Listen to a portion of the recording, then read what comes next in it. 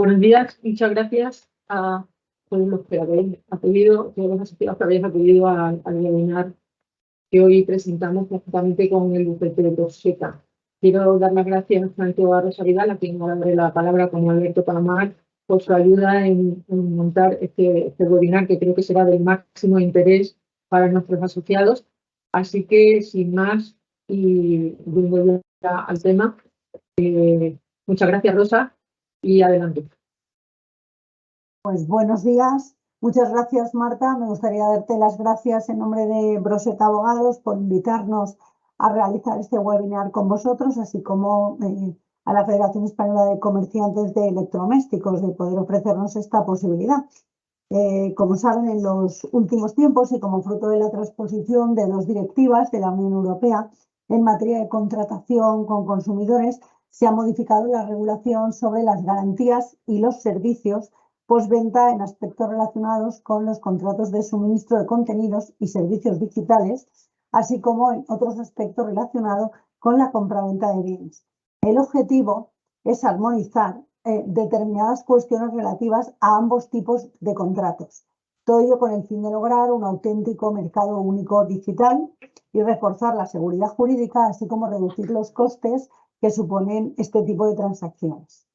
Para ello, en este webinar profundizaremos sobre dichas modificaciones introducidas en la Ley General para la Defensa de Consumidores y Usuarios, especialmente en la regulación de las garantías y servicios postventa, y también el impacto que tiene en el sector de la contratación con los consumidores. Para poner de manifiesto estos temas, contamos hoy con la intervención de mi compañero y socio del área de Derecho Público, Alberto Palomar, que es experto en esta serie de cuestiones. Alberto Palomar es socio del área de Derecho Público de Broseta, es letrado de la Seguridad Social y magistrado de lo contencioso administrativo en excedencia y actualmente también profesor titular de Derecho Administrativo de la Universidad Carlos III. Cuenta con una dilatada carrera profesional y por no hacerlo más largo, le agradezco su esfuerzo y estar aquí con nosotros para poder tratar este tema. Y con ello te cedo la palabra, Alberto. Bien, Rosa, buenos días. Marta, buenos días. Buenos días a todos. Y en efecto, el objetivo de este webinar es situarnos en algunas novedades que se van introduciendo en el consumo. Claro, la primera pregunta es, pero ¿qué le está pasando al consumo, ¿no? Porque, la respuesta, yo creo que antes de empezar ya un poco con lo concreto, la respuesta viene de 2 sitios o de 2 supuestos. Primer supuesto, ¿qué le está pasando al consumo? Pues que los productos consumidos son diferentes. No es igual una concepción física del consumo que una posición electrónica. Ustedes me pueden decir, bueno, pero en el fondo hay un bien o hay un servicio. Sí, pero prestado de otra forma. Y hecho de otra forma. Y con una estructura también de otra forma. Y eso es un elemento central en nuestro análisis. Y la segunda, que es no menos importante, es que gran parte de nuestro derecho, de nuestra organización, está pensada en clave territorial. Es decir, nosotros compramos en una tienda, buscamos una garantía del señor de la tienda, etcétera, etcétera. Pero claro, ahora hemos dado el salto a comprar en Internet y a comprar en IPs que pueden no estar residenciadas en España. A partir de aquí, lo que va a ocurrirle al derecho y al derecho del consumo en particular es que hay que ir adaptándose a estas realidades. Hoy las modificaciones que traemos son básicamente las de los servicios digitales, porque los servicios digitales tienen reglas diferentes a los físicos, a lo tangible, a lo humanamente fácil. Bueno, por no insistir más y dejar bastante tiempo para lo que quieran preguntar, estas son las 7 cosas que me proponía contar. Añado una octava, que cuando hice el PowerPoint era todavía vigente y hoy es solo un bonito proyecto que decayó con motivo del adelanto electoral, que es el proyecto de ley de servicios de atención al cliente, al que le dedicaré algún minuto porque en realidad algo de influencia va a tener, hombre, siempre que se mantengan estas líneas de futuro, pero en todo caso parece que también apuntan a nuevos hábitos en el consumo que son los que intenta disciplinar ese proyecto. Decía Rosa, y decimos ahora, que las modificaciones parten del decreto ley que hemos analizado y que el decreto ley trata de transponer dos directivas. La primera es la 2019-770, relativa a los aspectos de los contratos de suministro de contenidos y servicios digitales. Y la segunda, la sucesiva, que es la 2009-771, relativa a determinados aspectos de los contratos de compraventa de bienes. Podemos decir que, una vez más, estas normativas cumplen objetivos que están en el consumo, pero que forman también parte de esto que empezamos a llamar objetivos horizontales. Y, por tanto, explícitamente hay referencias a que debe de servir o ayudar o coadyuvar a la política de blanqueo, a la política de la seguridad en las comunicaciones y a la política del medio ambiente.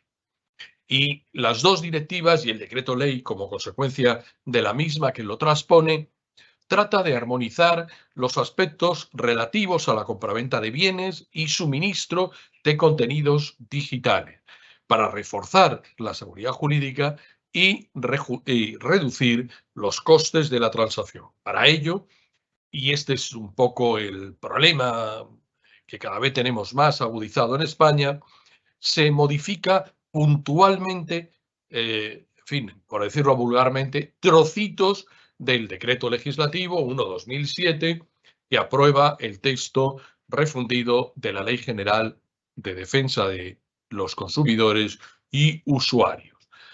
Vamos a ello. Modificaciones del régimen de garantías y servicios postventa en la contratación con consumidores. Aquí, ¿qué hemos hecho? Suprimir el apartado tercero del artículo 53 e introducir un 4 del 59. Por tanto, ¿en qué o en dónde estamos?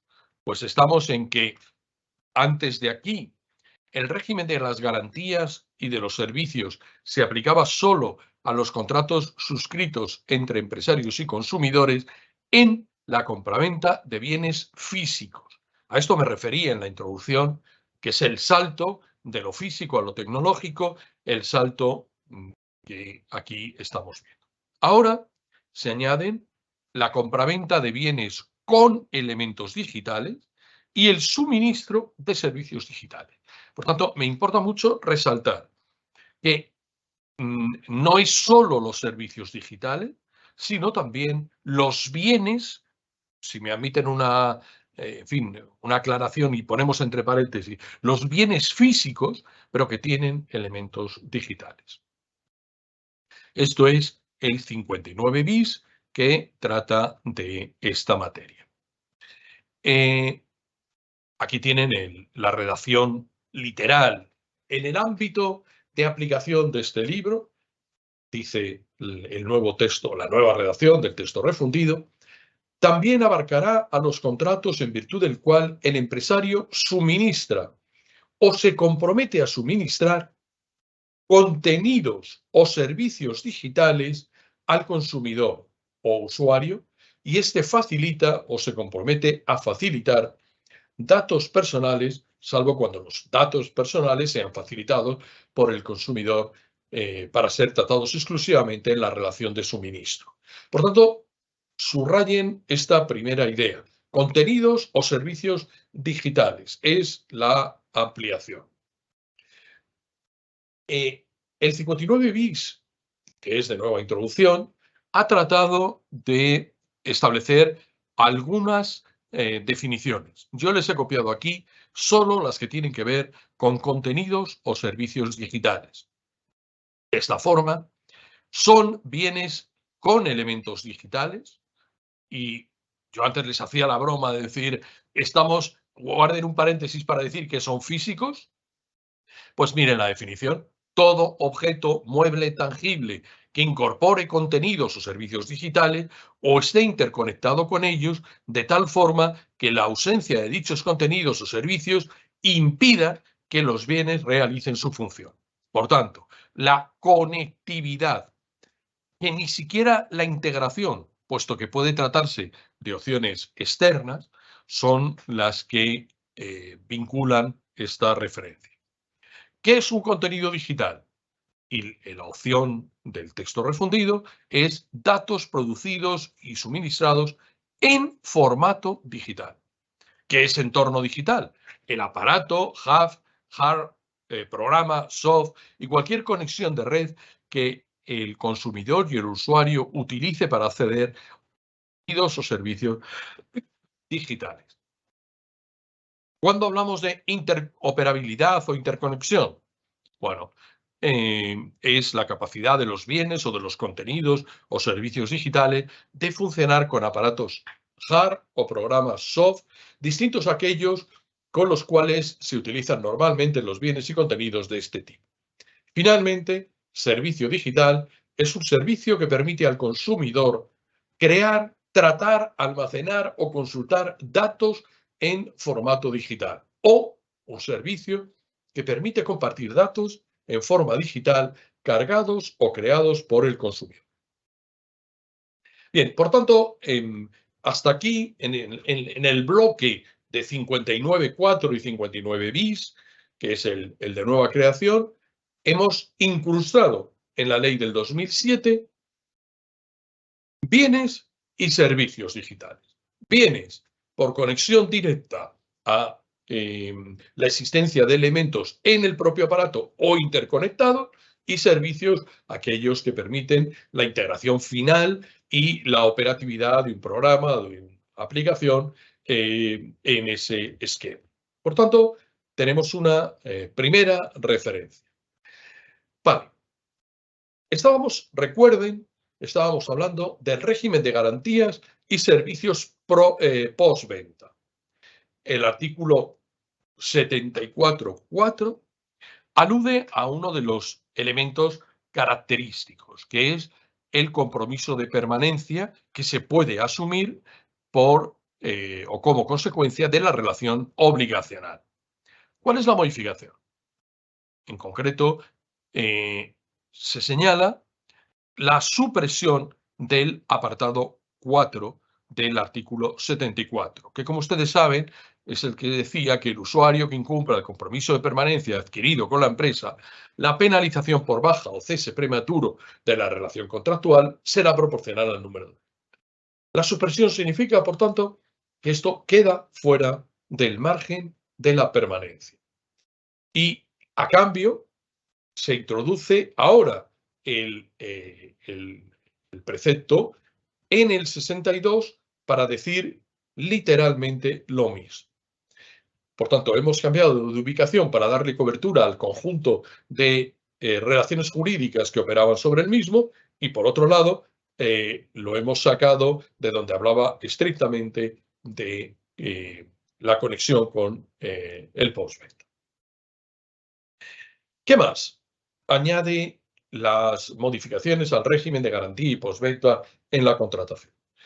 Pues, en primer lugar, probablemente la parte más importante, cuando se entiende que existe conformidad de los bienes, contenidos o de los servicios digitales. En segundo lugar, las consecuencias de la falta de conformidad, las modificaciones sobre la regulación, los nuevos plazos y las modificaciones de la garantía comercial. Vamos a ir viendo una a una este tema. Régimen de conformidad. El artículo 15 lo limitaba a la compraventa de productos y al suministro de productos que se hayan podido producir o fabricar por aquel. Ahora, el 114 añade animales de segunda mano adquiridos en subasta administrativa y, por tanto, en prestación de servicios diferentes a los digitales. En segundo lugar, al servicio de comunicaciones electrónicas prestado a cambio de una remuneración a través de las redes de comunicaciones electrónicas. En tercer lugar, al contenido o servicio digital relativos con la salud prescritos por un profesional sanitario a pacientes. Y en cuarto lugar, se incluyen en este régimen específico de conformidad los servicios de juego con apuestas de valor pecuniario en el marco de los juegos de azar, servicios financieros y el contenido digital proporcionado por la Ley 37/2007. ¿Cómo opera la conformidad? Y por tanto, ¿dónde están los cambios? ¿Dónde están las circunstancias?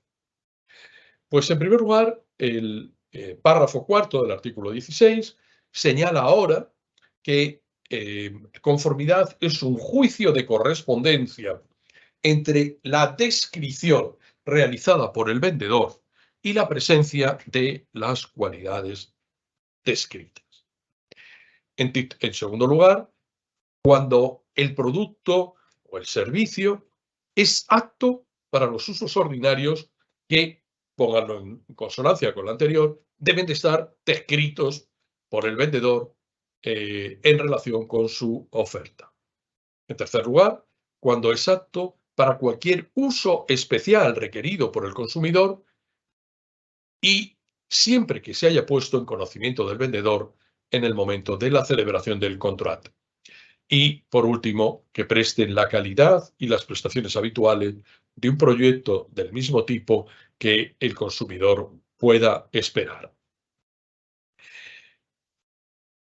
Conformidad, desde una perspectiva objetiva, 115 bis, nuevo 115 bis. ¿Cuándo se produce? Como antes he dicho, cuando se ajusta a la descripción, al tipo, a la cantidad, a la calidad, a la funcionalidad, a la compatibilidad, a la interoperabilidad y a cualquier otra característica que se establezca en el contrato. Cuando es apto para los fines específicos que los necesite. Cuando es entregado o suministrado con todos los accesorios y que, por tanto, contiene reglas en materia de instalación o integración.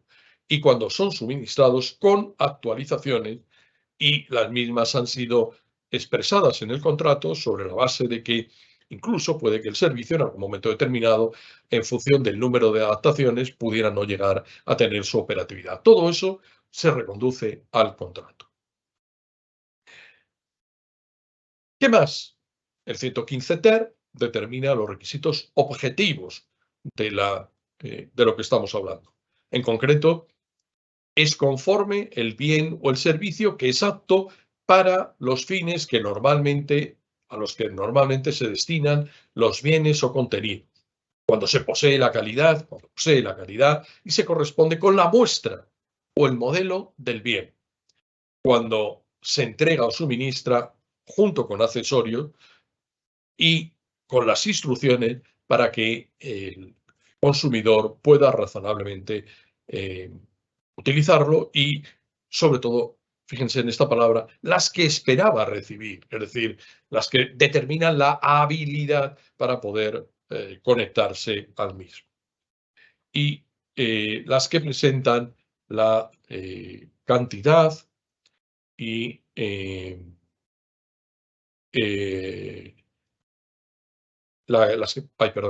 se ha movido. En las que presentan la cantidad y poseen las cualidades y características, en particular respecto de la duración del bien, la accesibilidad, la continuidad. Cuando se trata de compraventa de bienes con elementos digitales o de suministro de contenidos digitales, el empresario, dice en estos momentos el decreto legislativo del 2007, deberá velar porque se comuniquen o suministren las actualizaciones, incluidas las relativas a seguridad, que sean necesarias para mantener la operatividad durante los siguientes periodos. Primer periodo, aquel en el que el consumidor o el usuario pueda razonablemente esperar, teniendo en cuenta el tipo y la finalidad de los bienes o elementos digitales. Y en segundo lugar, aquel en el que deba suministrarse el contenido o el servicio digital con arreglo al contrato de compra-venta con bienes, con elementos digitales, y se prevea un plazo de suministro continuo durante un determinado plazo de tiempo. Por tanto, en el primero encontramos un requisito, digamos, más interpretativo, en el segundo, menos interpretativo y referido al contrato. Por tanto, contenido o servicio digital, por el tiempo que razonablemente uno cabe esperar de ese producto y, en todo caso, por el fijado en contrato.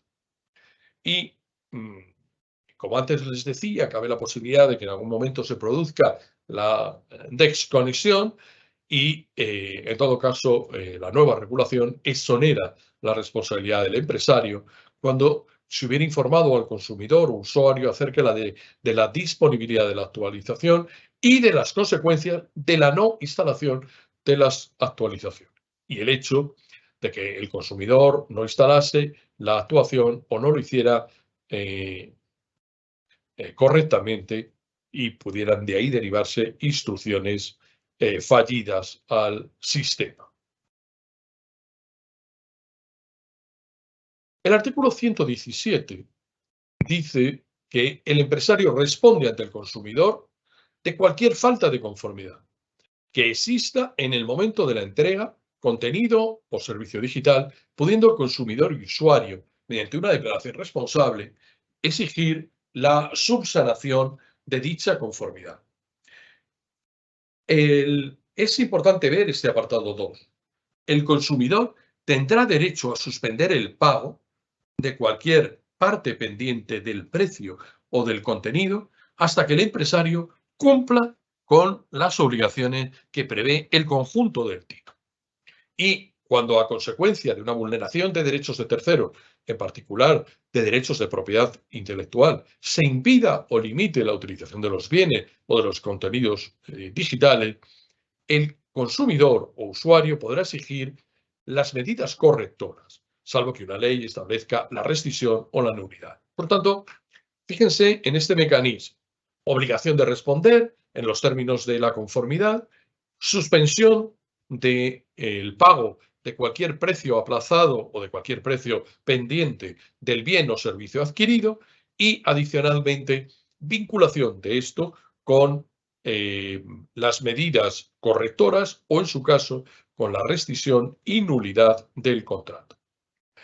El plazo del contrato de compraventa, el empresario responsable lo es de las faltas de conformidad o a contar desde el momento de la entrega o del suministro y, en todo caso, las que se manifiesten en el plazo de 3 años desde la entrega de bienes o 2 en el caso de servicios digitales. Sobre los plazos tengo un cuadro al final, como les vamos a permitir utilizar las transparencias, verán que el cuadro quizá es un cuadro resumen que todo esto de los plazos lo lleva de una forma mucho más clara. Me preocupa esta parte también, que es cómo determinar la conformidad en los contratos celebrados. El texto refundido del decreto legislativo señala que se presumirá que las faltas de conformidad que se manifiestan en los 2 años siguientes a la entrega o en el año siguiente de un suministro es un acto único o en una serie de actos individuales y que, por tanto, ya existían cuando el bien se entregó. Fíjense qué importante es esta presunción.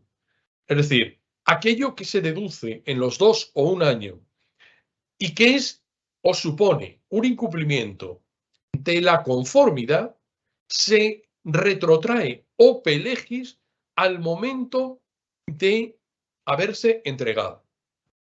Y, por tanto, con la obligación que acabamos de ver de reparar, correctar, rescindir, según que la ley específica lo admita, etcétera, etcétera. Si ustedes me dicen, ¿y esto qué significa? Esto significa que yo tengo que probar que ha sido una actuación despiadada del producto o del servicio la que nos ha llevado a esta situación, pero que en la conformidad, en el momento de la conformidad, se estaba cumpliendo correctamente.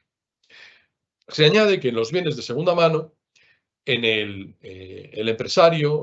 consumidor y el empresario pueden pactar un plazo de presunción menor al indicado, pero que no podrá ser inferior al periodo de responsabilidad común del 120. Por tanto, ahí tienen una idea. La acción para reclamar el cumplimiento de todo este capítulo prescribe a los 5 años desde la manifestación de la conformidad. Por tanto, cerramos el paquete de la conformidad con esta referencia a los 2 años. Y lo hacemos también en términos procesales. Acción contra el productor y de repetición. Cuando el consumidor le resulte imposible, subrayen, o le suponga una carga excesiva dirigirse al empresario por falta de conformidad, podrá reclamar directamente al productor, con el fin de conseguir que el bien o el contenido digital sea puesto en conformidad. Es decir, la acción es para conseguir la conformidad.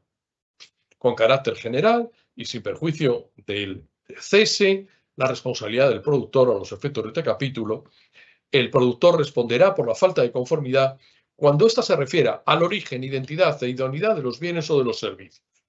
Por tanto, ahí tienen una acción directa que, si me admiten una idea, les diría que prácticamente pone en manos del consumidor la capacidad de dirigirse directamente contra el productor o contra el vendedor. Por tanto, ahí tienen una referencia. Pueden decirme, bueno, pero no es tan así porque hay una referencia explícita a que resulte muy gravoso. Ya, pero es un concepto indeterminado en el que es muy difícil de limitar qué es muy gravoso y qué no. Principales consecuencias derivadas de la falta de conformidad. Ante la falta de conformidad, el consumidor seguirá teniendo los remedios previstos en el texto refundido y se le añaden 2 consecuencias adicionales. Una ya la hemos visto: derecho del consumidor a suspender el pago por la parte pendiente. Y cuando se trate de vulneración de derechos de terceros, específicamente de propiedad intelectual y de utilización de bienes, el consumidor podrá exigir al empresario la subsanación de esta falta de conformidad, la reducción del precio o la resolución del contrato. Por tanto, vean que por un lado se produce la suspensión del pago y por otro entramos en lo que pudiéramos llamar la crisis del contrato referida a la reducción del precio o a la resolución. Modificaciones sobre la regulación de los remedios que conforman la garantía legal. En primer lugar, esta reforma no modifica los remedios en materia de garantía, tanto las que estaban en el primer nivel, reparación y sustitución, como las que estaban en el segundo nivel, reducción de precio o resolución. Se mantienen las notas principales. En todo caso, son gratuitas, en plazo razonable y sin mayores inconvenientes. Las modificaciones sobre la regulación de la garantía legal nos permiten decir que se amplían los supuestos en los que el consumidor podrá exigir la reducción proporcionada del precio o la resolución del contrato.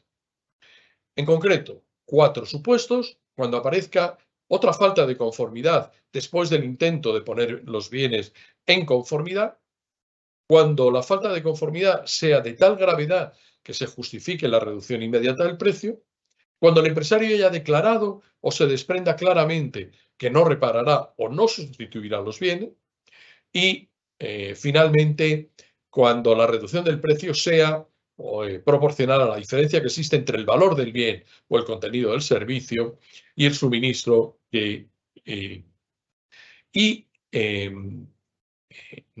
se añade una referencia que es también susceptible de interpretación. Se la he subrayado ahí por lo complejo que es para los juristas este tipo de expresiones, que es el que no se podrá optar a la resolución cuando la falta de conformidad sea de escasa importancia. Bueno, ahí habrá que aplicar el principio de proporcionalidad, habrá que entrar en el valor del bien, en el valor de la reposición, etcétera, etcétera.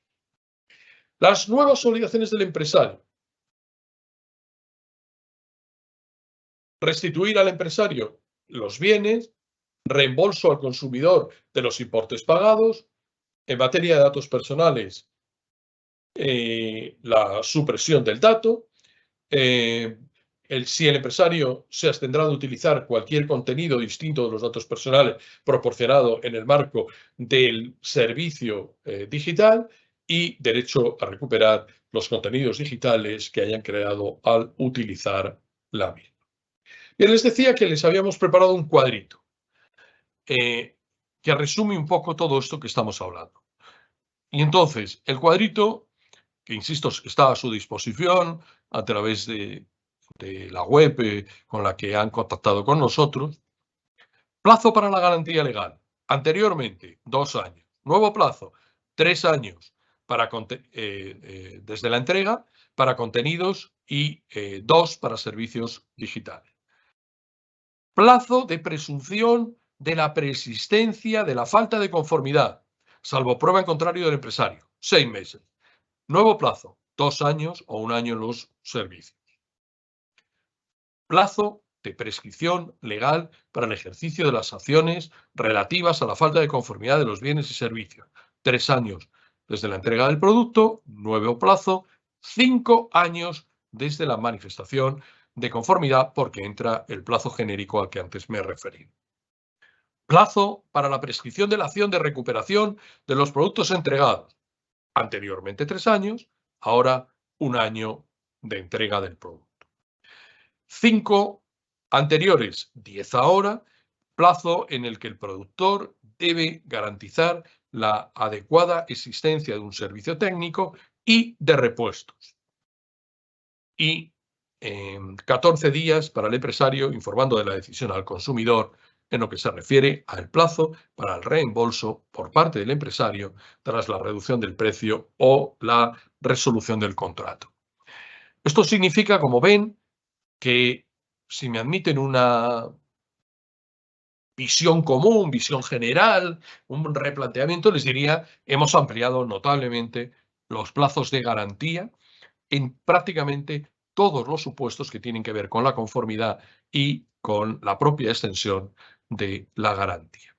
Hablando de la garantía, la reforma introduce importantes modificaciones en la garantía comercial. En concreto, artículos 127 y 127 bis.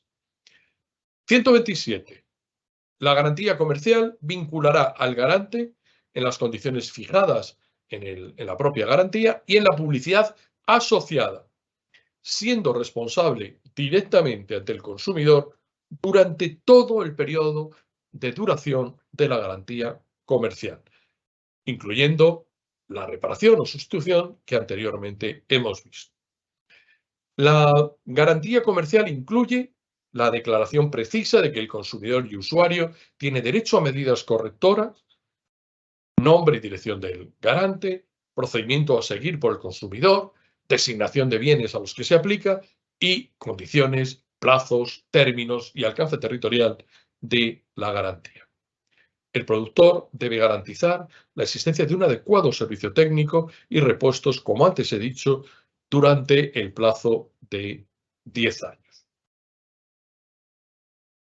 Bueno, habíamos quedado en que les daba una pincelada muy rápida sobre este proyecto, hoy decaído, pero, digamos, en el acervo de la Administración y que trata de mejorar los servicios de atención al cliente y que se integraría en aquello que constituye su objeto en las garantías comunes, en este caso de carácter informativo, que figuran en los supuestos de conformidad, en los supuestos de contrata, de oferta, etcétera, etcétera. El objetivo del proyecto de ley es mejorar los derechos de los consumidores al establecer que para las empresas de los sectores de agua, gas, electricidad, transporte, servicios postales, medios de comunicación, servicios de comunicaciones electrónicas, la obligación de disponer de un sistema eficaz para facilitar la información, atender y resolver las quejas y reclamaciones de forma ágil. Persigue fijar un plazo de 1 mes para que las empresas resuelvan las reclamaciones de sus clientes y que la atención telefónica sea, en todo caso, gratuita y personalizada. Paliar las deficiencias detectadas en este tipo de servicios.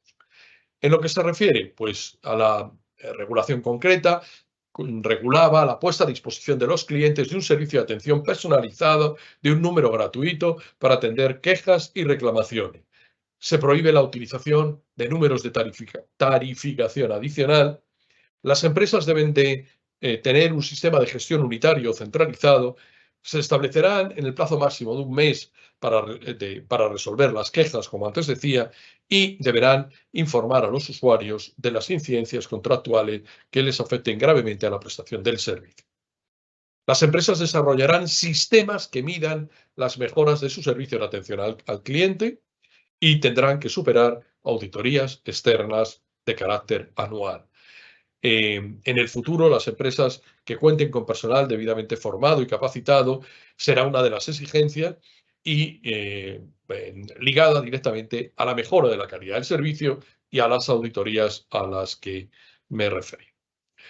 Bueno, esto era un poco lo que queríamos plantearles, por tanto, modificaciones que afectan a diversos puntos y que, bueno, yo creo que conforman un marco que conviene manejar. Y vuelvo al principio, por dos razones.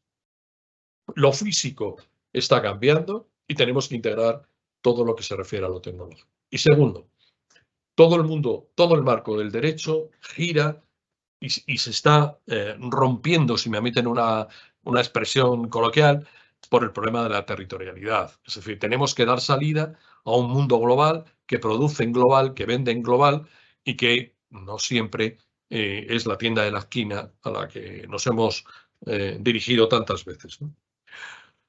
Bueno, yo creo que ya he cubierto mi cupo, estoy a su disposición, contestamos, Vanessa, a lo que pregunten y hacemos lo que queráis, ¿no? Pues sí que tenemos una pregunta, Alberto. Vale, que es una de Miguel Bautista, ¿no? Exacto. Vale, dice, hay una duda que se presenta continuamente en nuestro sector. La venta de un bien electrodoméstico que al instalarse presenta un fallo.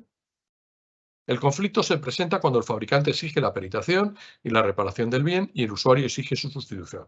Cuando el producto está nuevo, es una situación salvable por parte del establecimiento, pero cuando tiene algunos días de uso, es imposible por parte de la tienda dar viabilidad a este producto usado. Bueno, un poco yo creo que lo hemos visto, ¿no? En estos momentos, la falta de conformidad se convierte en un elemento de prueba. Y por tanto, o eres capaz, y lo digo tuteando, ¿no? O eres capaz de probar que la falta de conformidad era inicial, que tú no la conocías, obviamente, pero que era inicial, o la presunción gira sobre que una vez entregado y existida el conjunto de elementos que forman la conformidad, la prueba opera en contra en este caso, del vendedor, porque se presume que tiene que cumplir con su obligación de corrección, incluyendo la de sustitución, que dice la pregunta. Por tanto, el juego que hemos visto de prueba hace que el papel se invierta y uno tenga que demostrar que no ha sido ni la mano del usuario ni el producto en malas condiciones las que han producido esa situación, pero te carga la prueba.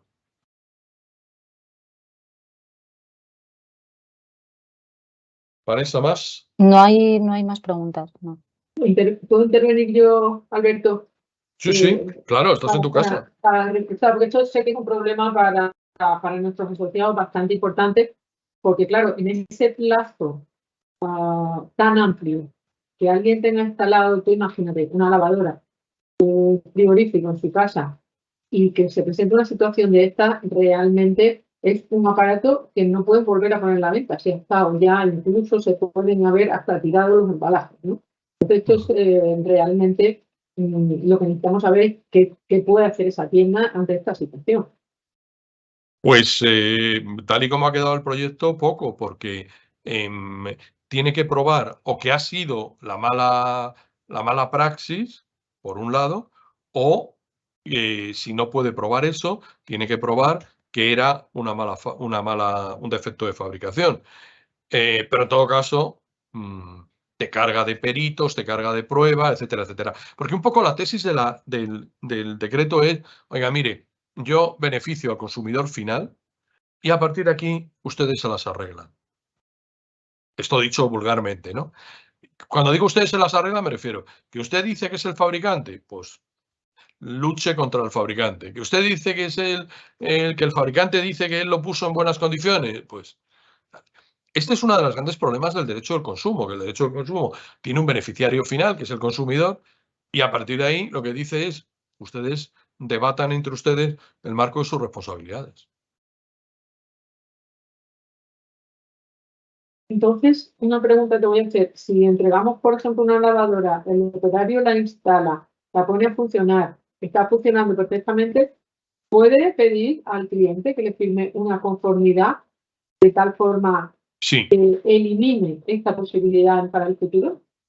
una conformidad informada, es decir, con el máximo número de detalles. Sí, sí, por supuesto.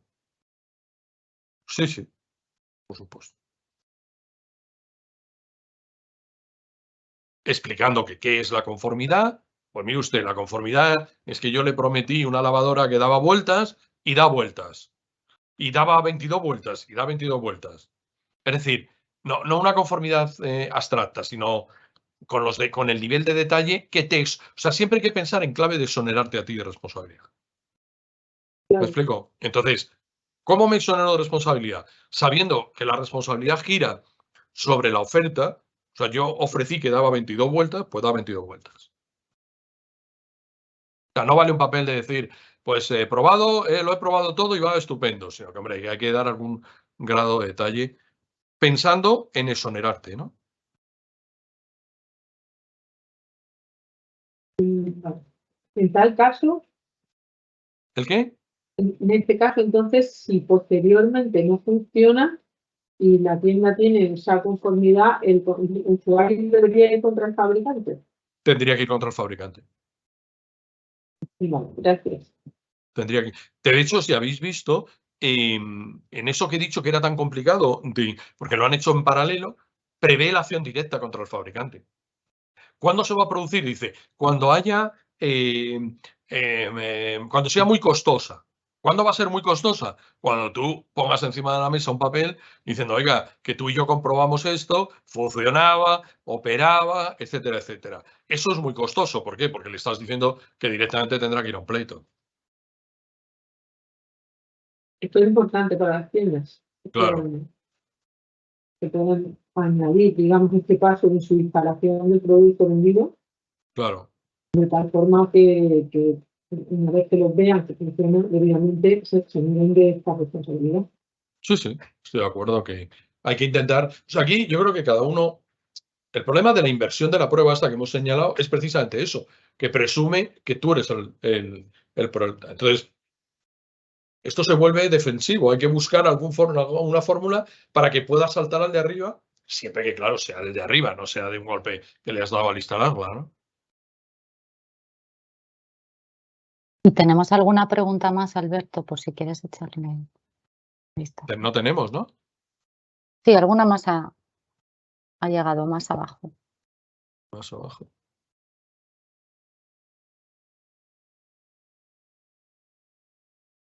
Ah, Lorena. A ver. ¿Estamos obligados a cambiar el producto? Sí. En estos términos que digo, salvo que tú alegues que la conformidad era informada y que, por tanto, y a partir de ahí, intentar que sea directo contra el. ¿Hasta qué punto las recomendaciones de uso de un producto pueden incidir en la denegatoria o no de una ejecución de garantía? Bueno, a mí me parece que si están formuladas como, como meras recomendaciones, el producto debe funcionar sin ellas. Y por tanto, no es exigible hacer algo. Es decir, cuando yo vendo algo con una recomendación es así va mejor, pero no es una condición de uso. Sí, esto lo único que hay que tener muy claro es en la explicación de la oferta.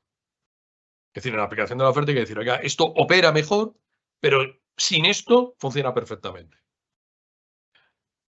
Luego, Javier, ¿se consideran las empresas? Sí, claro.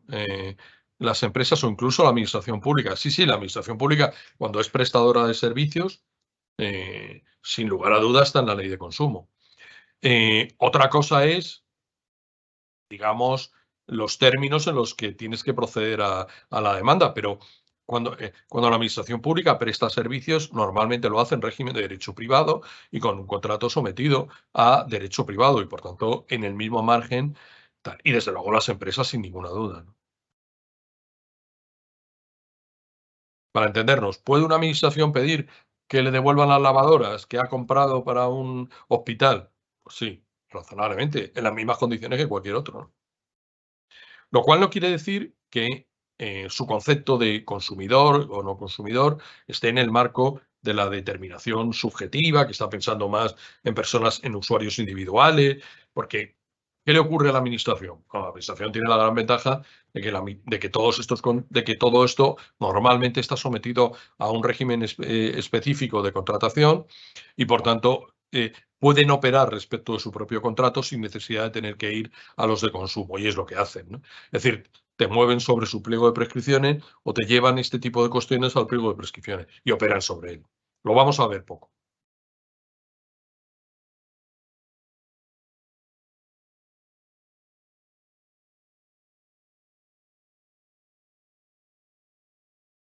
Bueno, la garantía, eso estoy leyendo otra de las preguntas que dice, ¿cuál es la diferencia entre mi proveedor y yo?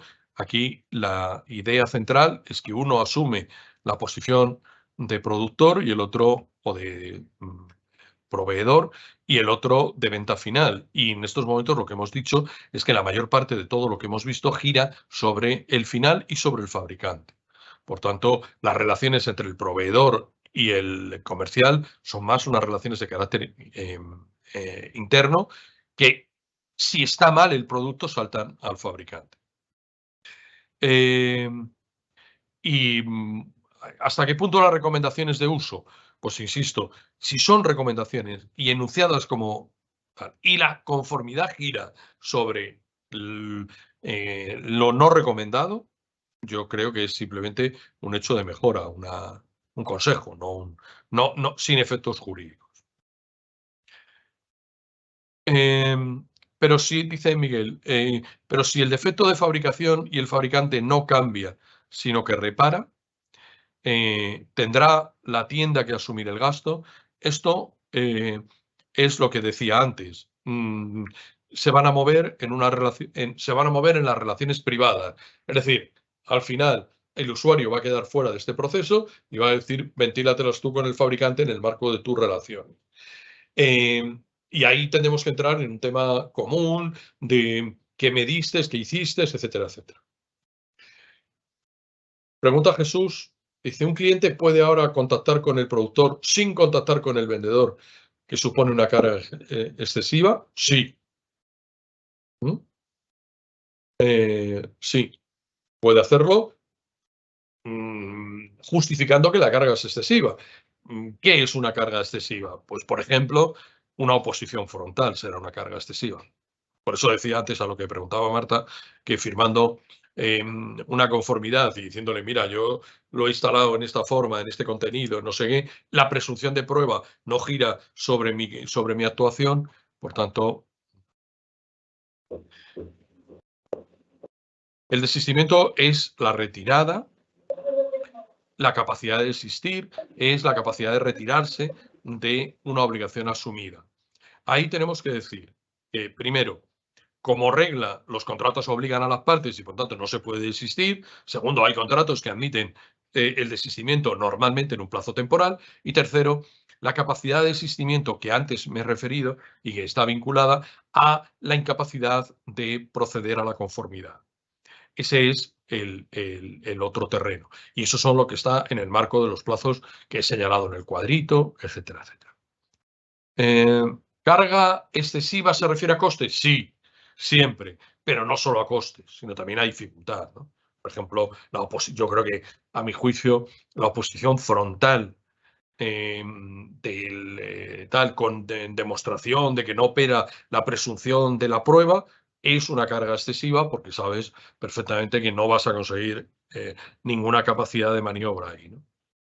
Dice, si la lavadora deja de funcionar a los 6 meses, ¿puede pedir cambio el cliente sin intentar la reparación? Bueno, esto hay que verlo en el marco del contrato, pero no es obligatorio el que se produzca siempre y en todo caso la sustitución por uno nuevo, sino la sustitución o la reparación del producto en las condiciones ofertadas. Solo la falta de capacidad del sistema es la que puede generar el que la última ratio sea la sustitución. ¿Existe una plantilla de documento de conformidad oficial que pueda utilizar? Pues no lo sé, con toda sinceridad, lo busco. A ver, oficial no, pero a veces los sistemas de calidad y de todo esto hay algo, lo busco, y si hay, se lo mando a Marta para que lo difunda. Dice, ¿no le puede exigir al proveedor lo mismo que a mí me exige el cliente? Sí, pero en el marco de una relación bilateral.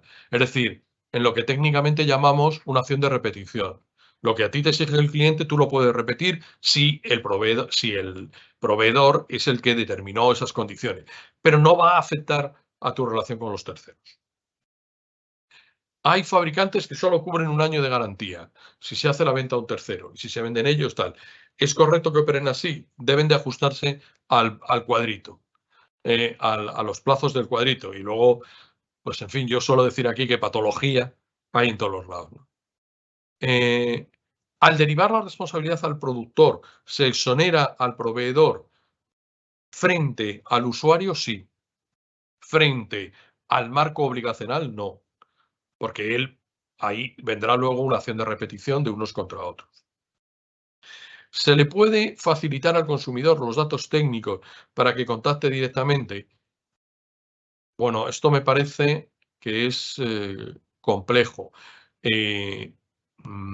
Yo creo que la atención a la que nos hemos referido y la disposición de los servicios técnicos exige por lo menos un enlace directo, que no tiene por qué ser continuo y que tú puedes ejercitar las cosas directamente o por relación con terceros, pero yo no creo que se le pueda decir, toma, llama a tal que te atienden.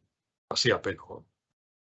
Todos los gastos que origina realizar el cambio de electrodoméstico, ¿quién paga esos servicios? Pues, desde luego, frente al usuario, el responsable en los términos que hemos señalado, es decir, el empresario vendedor, en primer término, y a partir de ahí a discutir con el fabricante, con el proveedor, pero esa relación es externa. Frente al usuario individual, la relación es única. Bueno, Vanessa, creo que me las he leído todas. Todas, sí, ya se nos han acabado. Muchas gracias, Alberto. Bueno, Marta, yo creo que cerramos, ¿no? Perfecto. Oye, pues Alberto, muchísimas gracias. Es un tema, como ves, que a nuestros asociados les es de un gran interés porque toda esta dispersión normativa que ha habido. Pues nada, encantado de haber participado y de haberos ayudado. Y sabes que tienes a Broseta a tu disposición. Muchísimas gracias también a Rosa.